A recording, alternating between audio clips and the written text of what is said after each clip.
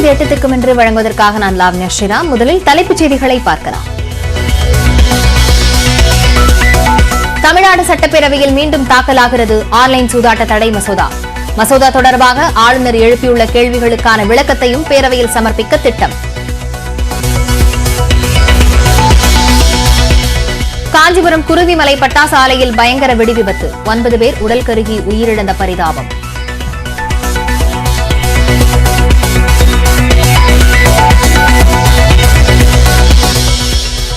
அதிமுக பொதுச் செயலாளர் தேர்தலுக்கான நிபந்தனைகளை நீக்கினால் தேர்தலில் போட்டியிட தயார். பொதுக்குழுவுக்கு எதிரான வழக்கில் ஓபிஎஸ் தரப்பு வாதம்.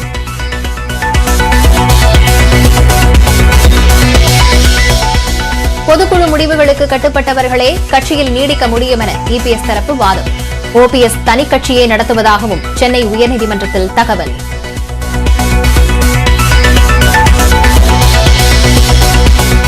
அதிமுக பொதுக்குழு வழக்கில் ஓபிஎஸ் இபிஎஸ் தரப்பு எழுத்துப்பூர்வ வாதத்தை தாக்கல் செய்ய உத்தரவு. தீர்ப்பை தேதி குறிப்பிடாமல் ஒத்திவைத்தது சென்னை உயர்நீதிமன்றம்.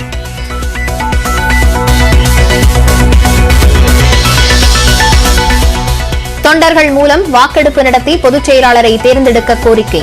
இபிஎஸ்க்கு எதிராக ஓபிஎஸ் ஆதரவாளர்கள் ஆர்ப்பாட்டம். பதவி விரமித்த பழனிசாமியை கண்டித்து மாண்புமிகு மாநில உறுப்பினரும் ராமநாதபுரம் விருதுநகரில் பிஎம் மித்ரா பூங்கா அமைப்பதற்கான நடவடிக்கை. முதலமைச்சர் மு க ஸ்டாலின், அமைச்சர் பியூஷ் கோயல் முன்னிலையில் ஒப்பந்தம் கையெழுத்து.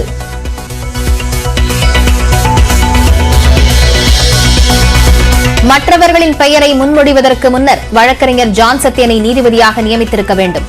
மத்திய அரசு மீது உச்சநீதிமன்ற கொலிஜியம் அதிருப்தி.